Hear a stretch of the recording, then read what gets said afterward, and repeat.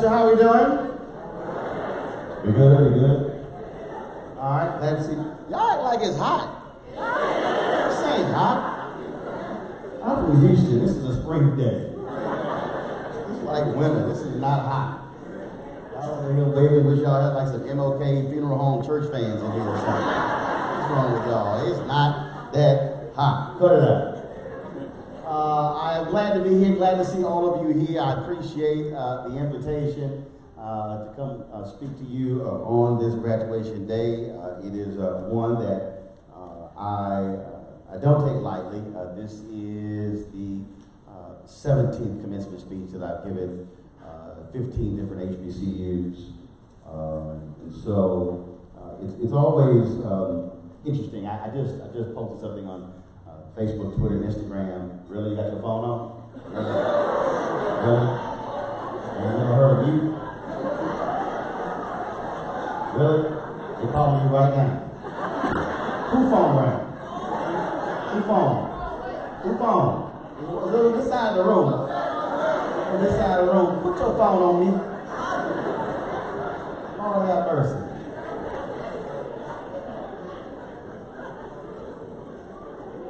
So I posted something a few minutes ago. How many folks even remember who spoke at their graduation? Precisely. I ain't got no clue. I can't remember. I graduated from Texas A&M December 1991. I have no idea who spoke. I don't know who it was. I don't know what they said. In fact, I just sent Texas A&M a tweet like, why don't y'all send me a copy of the speech so I can hear. And so I always keep that in mind. Because I do believe you have to give a word that folks can remember, and that's always important. And also, I appreciate the song. But this is like a little too solemn. I'm just letting y'all know, okay? Ain't nobody died. We're not building a casket down the aisle. I swear they told y'all don't say nothing, don't make no noises.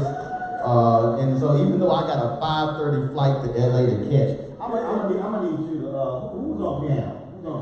I need you to go back. I need you to play some upbeat. I need you like to crank it up. So, I don't know, cause y'all like, this is like a 7 a.m. church service at the Catholic church I grew up in. So we got to crank this thing up a little bit. I need to have a little intensity. So come on. I ain't here all day now. Come on. It's a 3-hour drive back. Come on. Crank it up. Come on.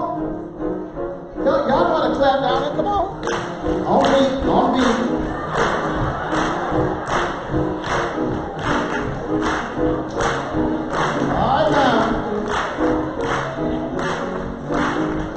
Another tap. I see.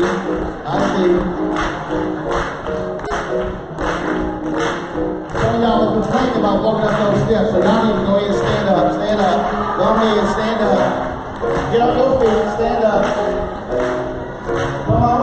Get on your feet. Grab your feet up. What's wrong with y'all? Get up. This is way. That's what I'm saying. So I get some feet stomping. That's what I'm saying.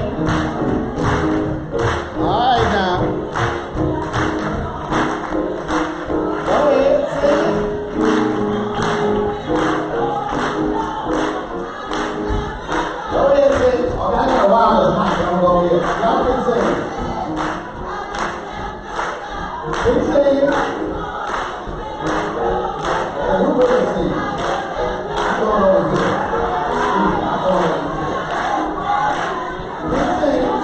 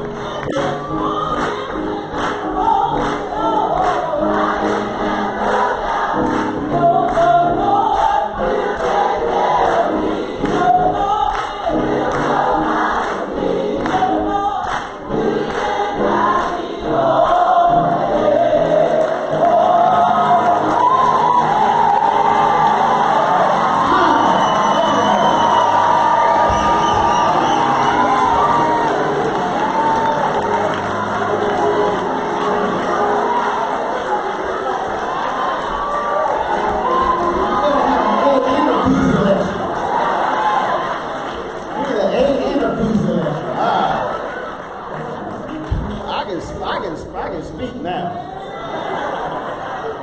All right then. Y'all know the board trustee, like, he done disrupted the whole program. I was reading that Kim Whitley was y'all speaker last year. Y'all probably ran out of holy water trying to. I know she was ignorant last year. Kim, we on video. Kim, we know you were ignorant last year. Kim Whitley is my homegirl. She, of course, also does the Tom Gordon Morning Show with me. And so it's always, I told him, I said, I'm following Kim. I said, that ain't no heavy lifting. Trust me, when Kim hears that, she's going to be really upset. I'm going to send her a text in a minute just to go ahead and mess with her. But that's how we roll. We always have fun. We always mess with each other. Life is not that serious. Plus, she's a comedian. She can't take a joke. That really ain't my problem. It's really my problem. And y'all actually gave Kim a degree last year? Because I don't think she got the original one. I don't think she got it. So, again, it is good to be here. Good to see all of you here. Kim, do you know where I am? Kim, I'm at the University of Virginia at Lynchburg. You spoke here last year, huh? Commencement? Yeah. They said you were horrible. You were what? You didn't have the verbiage? So what you said, you didn't pay attention when you were in college initially? Okay, well, I'm actually at the podium right now, so you're on the speakerphone.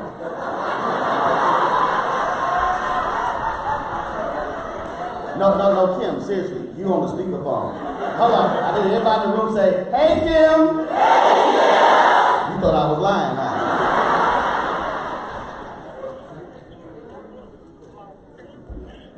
That was your favorite? Because ain't nobody else that actually speak anyway.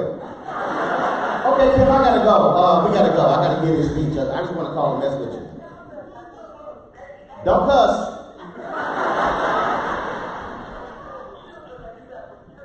Talk to your children like I got some sense. Girl, bye. All time gonna have fun with that one. Before I speak, is it Leroy or Leroy, the chairman of the board? Look, Leroy. First of all the alphas in the house. The rest of you little youth groups. Like Leroy. He gonna say you went the wrong way. I was like, what are you? He said, I'm an Omega. I said, stop. You know that's a youth group. You know that. Put a leash on. You want to mess with the speaker before he speaks. Talk trash after the graduation. You're going to learn your lesson. You ain't going to try that next year. All right, let's get down to the task at hand. I was contemplating what I wanted to speak on. I don't write speeches. I wrote a couple once, didn't even read from it. And so I was in the car and I was thinking about what I wanted to say, and it was very interesting in the introduction, the mentioning of being born in 1968. Of course, Dr. King was killed 51 years ago. April 4th, 1968. You mentioned Robert Kennedy, June 5th in Los Angeles, 1968. I thought about that speech Dr. King gave on April 3rd, 1968, the mountaintop speech. And what was interesting about that is that Keith Miller has a book, he called it a biblical epic speech. He said it was his last great speech. He literally breaks down theologically that entire speech. And I was thinking about, again, a title, and I was thinking about this class, the moment that we're living in. Anytime you speak in front of black people, especially black people who actually go to church more than 2 times a month, you have to actually tag your text. Now, the person next to you does not know what tag your text is. More than likely, they have not gone to a black church ever. And so I want you to turn to the person to your left and say, now is your time. Turn to the person to your right and say, now is your time. I want you to look at people behind you and say, hey, now is your time. All right. So now if y'all don't remember nothing I say, at least y'all remember the title. So if somebody asks you, at least you have that down pat. If you look at that speech, first of all, the problem I have with most folks in America, especially even black folks, is that when we talk about the mountaintop speech, most people have only heard the bottom 2.5 minutes of that speech when Dr. King talks about going to the mountaintop. Most people don't realize it is an unbelievable 43-minute, 16-second speech, which is one of the greatest he's ever given. Not because of the mountaintop part, but literally because of what he lays out throughout that particular speech. At the outset, he asked the question if he could have asked God at what period in the history of the world he could have been born in, what would that period be? And he goes through a variety of periods during that time. He talks about Martin Luther, he talks about 1863, he talks about the Roman Empire, he talks about the Greek period, he talks about all these different periods. He said, but there was no other time that he would want to be born in than the time that he was living in because of the fight for freedom all across this country, but all across this world. When we think of the Black freedom movement, we think about only in terms of this country. What we don't realize is after World War II, there was a tremendous amount of freedom taking place all across the country, especially in those places that were colonized, especially on the continent of Africa. Freedom was all over. Vietnam War, that also was about freedom. You think about Ghana and other countries breaking free of colonial rule, that was about freedom. You think about the apartheid movement, the anti-apartheid movement, that was trying to break free from the racism there in South Africa. So it was a period of freedom. And if any of us were asking ourselves, why are we in the place we are in now? It is because if anyone truly understands Psalm 139, when you say, you saw me in the womb, that unformed body, we are here at the right time for this moment in history. Now, there's some people who are saying, well, but this is a different moment in history. We thought we had gone beyond the things that we are dealing with in this country. We have people who literally are saying that we thought that we would not be seeing individuals in Charlottesville marching down the streets with tiki torches saying we're not going to give this country to Jews and to black folks and others. We thought we were beyond that. We thought that we were no longer having any martyrs when it came to the issue of white supremacy, but you have Heather Heyer, who was killed when the car ran through the crowd. There are people who literally are saying, I can't believe that we somehow are still dealing with those issues, but why would we somehow be shocked in the year of return when this is the commemoration of the 400th anniversary, the first 20-odd Africans arriving in Virginia? Yeah. Why would we be shocked if we're still dealing with this? We should not be shocked because what we're dealing with in 2019 is simply what we have dealt with the last 400 years, and that is the reality of white supremacy in America. See, we're just 5 miles away from Liberty University. Reverend Dr. William Barber, the Poor People's Campaign, when they came to Lynchburg, literally Jerry Falwell Jr. sent a letter to the police department that says, do not allow them to step foot on this campus, and if they do, arrest them. This is a man who's a lawyer, whose daddy was a preacher, who said, if a preacher steps foot on this campus, arrest him. You would say, wait a minute, how dare are you a so-called son of a preacher? You a PK, and you have a so-called religious university, but what is it about this preacher you are afraid of? No, you're not afraid of the preacher. You're afraid of the word the preacher is bringing, because you're afraid of light coming onto darkness and illuminating and likely drawing from the folks who are under your leadership on your campus. Oh, see, let me be real clear. Jerry Falwell Jr. has blocked me on Twitter because he ain't trying to hear this. But what he needs to understand is that I'm not one of these other folk. God made me a little different. And the reason I'm saying that is because you are here at this time in order to fulfill a destiny that our previous ancestors could not fulfill on their own. The reality is we're still dealing with trying to achieve freedom in this country. And when we look at what's happening in the faith community, we still have folks who want to hold on to the old way of doing things, the folks who want to hold on to that old notion of what does it mean to be a believer? What does it mean to be someone who believes in it? You have, see, I don't even call Franklin Graham a reverend. I don't call him that because you can't all of a sudden criticize a Democratic presidential candidate who is gay and you use the Bible, but then you provide cover for a man who is not immoral but who is amoral. If you are going to be a prophetic voice, you ought to be prophetic and not political. When David messed up, the prophet told David you were wrong. When Saul messed up, the prophet said you were wrong. Prophetic voices will speak the truth whether they like you or not. And even if they like you, they will speak the truth and then say, now, you don't have to deal with this, but I'm going to love you while you do it. But we're living in a world today that you have white conservative evangelicals who are worshiping a Jesus I don't know, because they actually are not worshiping Jesus. They're worshiping GOP. They're worshiping parties, but they're not speaking to the pain and the suffering of people today.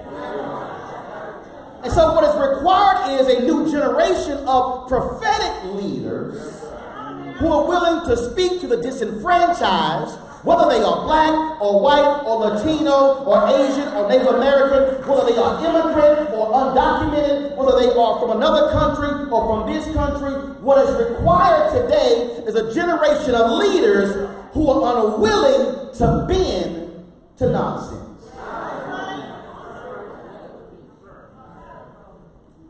See, we have to accept the responsibility. Here we sit 24 years away from America becoming a nation that's majority people of color. 24 years, by 2043, America will be a nation that's majority people of color. What you are seeing in America today, not by all white Americans, but what you are seeing, this revolt, this anger. You watch the media, they call it economic anxiety. Well, first of all, black folks been broke for a long time. Ain't nobody more economically anxious than us. Jobs report dropped yesterday. They said it's the lowest in 49 years, but the reality is everybody's celebrating that, but the black unemployment rate is double that of the nation's average. The average wealth of a white family in America is around $140,000. The average wealth of an African American is $5,000. If anybody should be economically anxious, it's black people. If you are a black college graduate, your student loan debt ratio is 2 to 3 times higher than the average white in this country. If anybody should be economically anxious, it should be black folks. But no, you have mainstream media who are saying we need to be listening to folks in red states, people walking around with little red hats. I'm like, no, they should be listening to the rest of us. Because we are seeing people who are operating in this notion of white fear because they are afraid that the morals and the values of the nation are now going to be redefined because the people who are now going to be doing the defining don't look like the folks who used to be doing the defining. See, that's really what we are dealing with. In 2009, I called it. I said, we're living in the age of white minority resistance. I said, trust me, when these numbers become reality, folks are going to say, hold on, wait a minute, hold on. This thing is changing? Yes, it is. Look at what's happening now. 51+% of the kids in public schools are black and brown. That's fact. By 2039, the labor force, in terms of working class in America, will be people of color. And so all of a sudden, you have folks who are freaking out like, oh my God, what about us? Well, you've been running this thing for all this time. And so now all of a sudden, you upset these things are changing. Well, here's the deal. Black people kept having kids. Latinos kept having kids. White birth rate actually dropped. It ain't my fault. Y'all stop knocking the boots.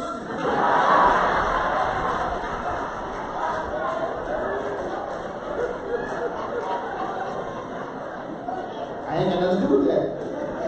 In the next 5 years, the average white death rate in most states will be higher than the average birth rate. And so the demographic shift is actually happening. It is happening before our very eyes. And then we also have some disillusioned, clueless black folks who are falling into this game as well because we're saying, oh my goodness, what about us? And we are attacking them. I'm sitting going, what are you talking about? What we are dealing with is America is changing before our very eyes, and you are the generation who is positioned for leadership in a changing America.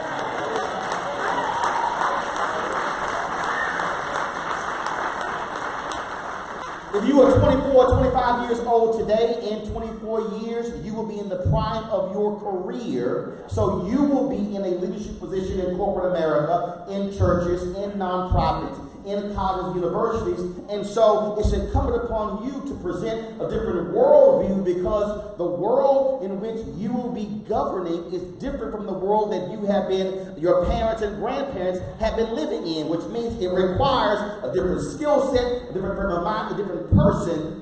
And so you are positioned where you are, which is why I say now is the time.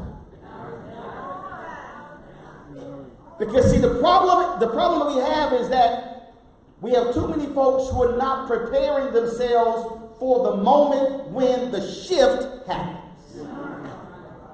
Folks keep asking me, Roland, why do you support school choice? I said, first of all, I support every form of education known to man. Traditional, public, homeschool, private school, online school, I don't care, technical school. If we are learning, if we're being educated, I'm down with it. What I'm not down with is failure.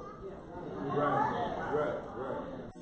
I was just in Sacramento 2 weeks ago dealing with, they're trying to cap charter schools there, and I'm looking at the stats where they told me almost 70%, 63% of black kids in the state of California are not proficient when it comes to language in English. 80% of black kids are not proficient when it comes to math. Why is that important? Because there are 6.2 million kids in California. There are 340,000 African American kids who are in California. And if the current stats stay the same, that means when the shift happens, and America is now a nation majority of people of color, black folks will be in a worse position in 2043 than we are in 2019, which means we will be looking like South Africa, that is people of color who are the majority, but literally don't control the economics, don't control the politics, will still be asking somebody else, can I?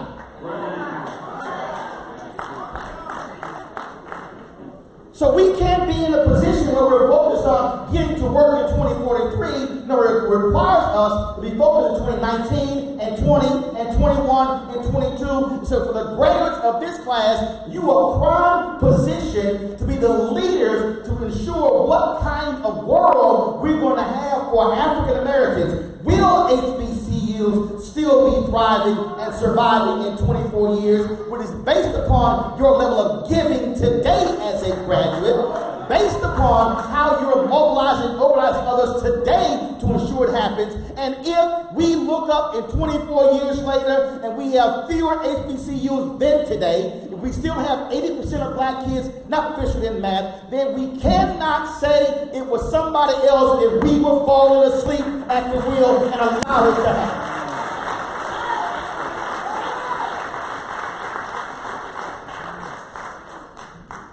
Now is not the time for us to be focused on games and playing. Now is the time for us to be completely focused on lineage, future, breaking generational curses.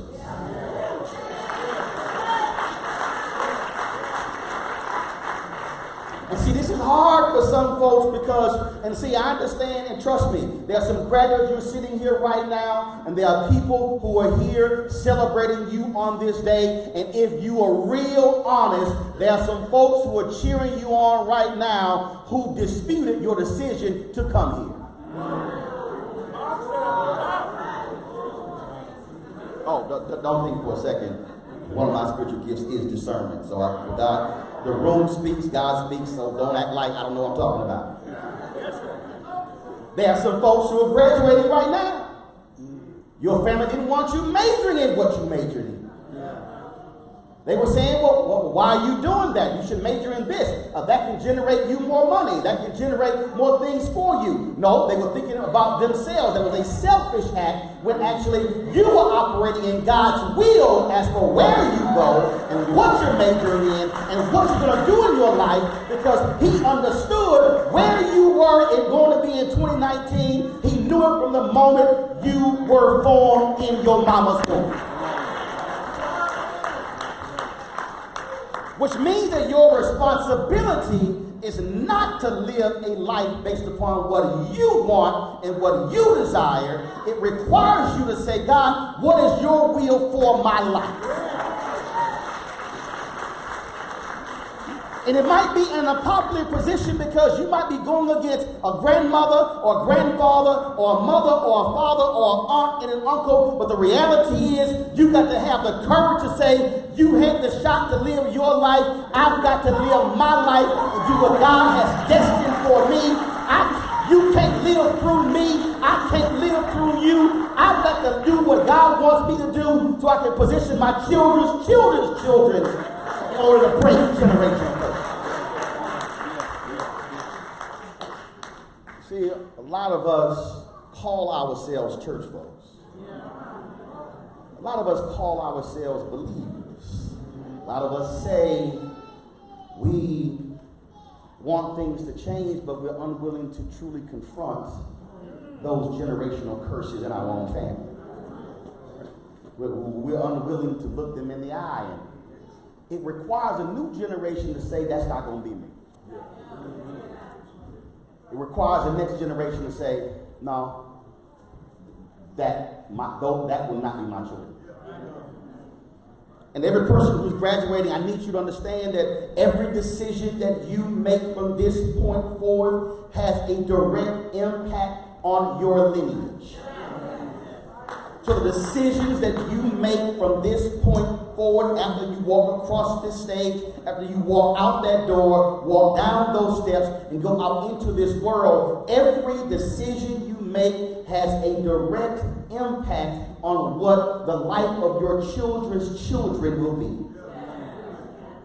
What is behind you is no guarantee for what is in front of you. You can either continue the path of goodness based upon how your family is, or you can say, this ends now in my family with this generation, and I am starting a new thing for my family. Which requires you to have a different view, which requires you to think about that every single day. See, folks will say, well, that's easy for you because, you've gone through life and, you turned 50 in November. No, understand that that was me at 14.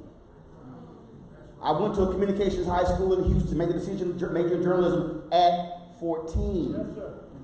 I haven't changed in 36 and a half years. I understood what my destiny was. I understood what my talents were. Folks have come to me and said, you should run for political office. No, God has never told me that. People told me that, well, man, you and your wife, you don't have biological children, you should adopt. No, that's what God told me. We've raised 6 of my nieces on 5 different occasions. God knew what was going to happen down the road. And so if I made a decision without consulting him, then I was walking out of his will. I was walking out of order. And so when you make decisions in his will, his way, seeking his advice, then you understand where you're going. And so when I look at those nieces now graduating, looking at them thriving, looking at them getting better, it was because of decisions that I made a long time ago. Not just my own personal decision in terms of my career, but also who I chose as a mate or who I listened to when God said that's who you're going to marry.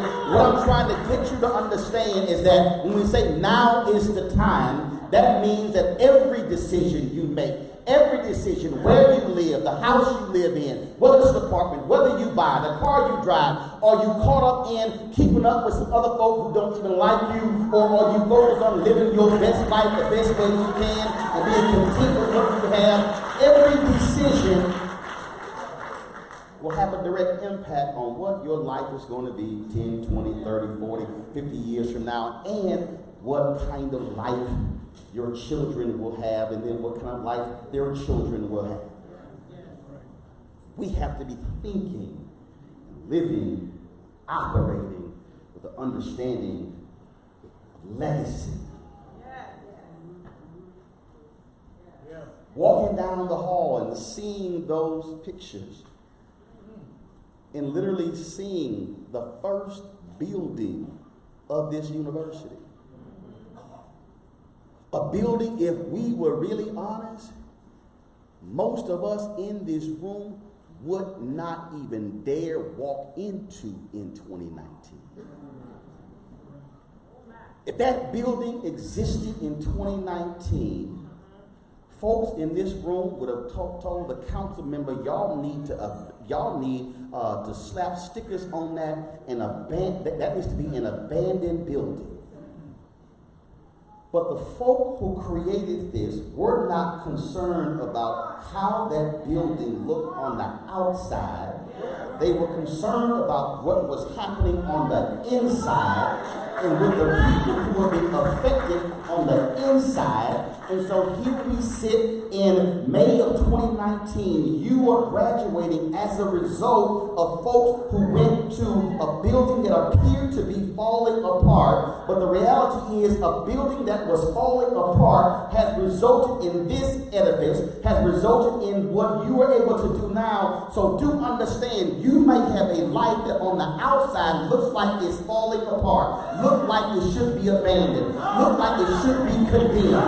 And God takes something and says, don't get so consumed with on the outside if you focus on the inside and build that and nurture that and develop that. What will then happen, you will have something that will grow and will thrive and will flourish, and then you will look up generationally and say, oh my God, we started with that, look where we are now. That was because there were people who had faith, who had courage, who had tenacity, who said, I'm not going to allow us to be condemned and ignored. We are going to educate our kids no matter what it takes. That must be your attitude today. You must be willing to commit yourself to a life of action, a life of service, a life of commitment, and one that says, I'm not worried what anybody outside thinks. I'm going to focus on the people here. It don't matter how small the graduating class is, no matter how large it is. If the graduating class is 1,000 or 100 or 10, that means that there's 10 souls who are going to be sent out to do exactly what is required, because the reality is all Jesus had was 12 disciples who rolled with him. 10 and 12 can change the world. You better understand that you have power, you have authority, you have the conviction, and you have the purpose, and you must be willing to use that power. Now is the time.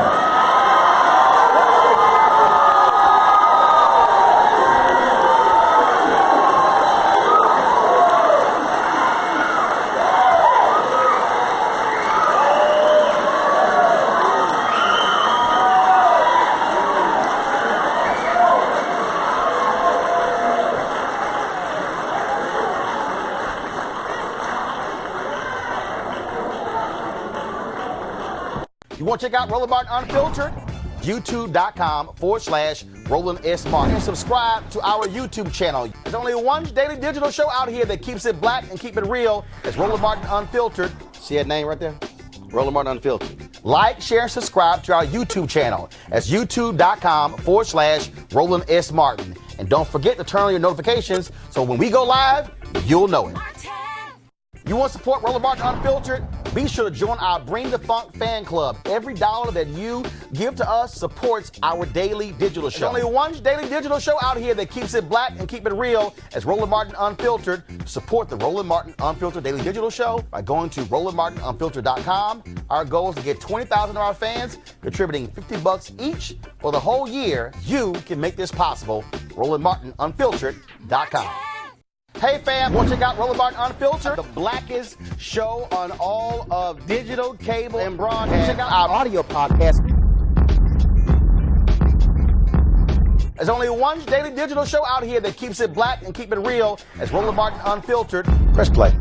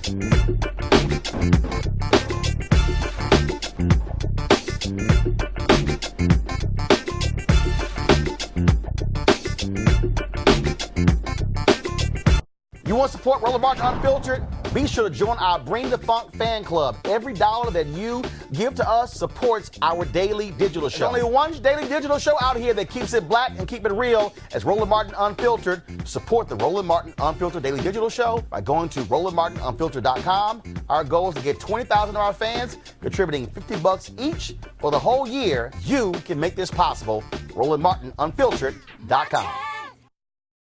You want to check out Roland Martin Unfiltered? YouTube.com/Roland S. Martin. And subscribe to our YouTube channel. There's only one daily digital show out here that keeps it black and keep it real. It's Roland Martin Unfiltered. See that name right there? Roland Martin Unfiltered. Like, share, and subscribe to our YouTube channel. That's YouTube.com/Roland S. Martin. And don't forget to turn on your notifications so when we go live, you'll know it. Hey fam, want to check out Roland Martin Unfiltered? The blackest show on all of digital, cable, and broadcast. Check out our audio podcast. There's only one daily digital show out here that keeps it black and keep it real. It's Roland Martin Unfiltered. Press play.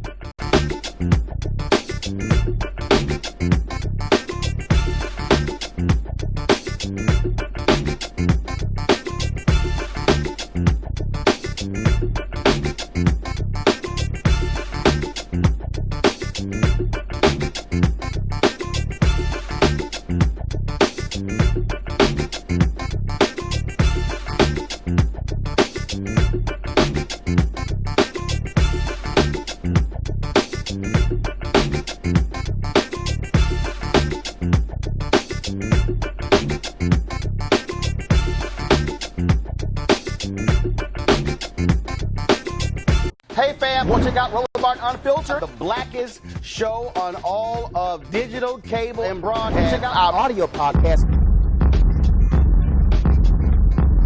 There's only one daily digital show out here that keeps it black and keep it real. It's Roland Martin Unfiltered. Press play. You want to support Roland Martin Unfiltered? Be sure to join our Bring the Funk fan club. Every dollar that you give to us supports our daily digital show. There's only one daily digital show out here that keeps it black and keep it real. It's Roland Martin Unfiltered. Support the Roland Martin Unfiltered daily digital show by going to RolandMartinUnfiltered.com. Our goal is to get 20,000 of our fans contributing $50 each for the whole year. You can make this possible. RolandMartinUnfiltered.com.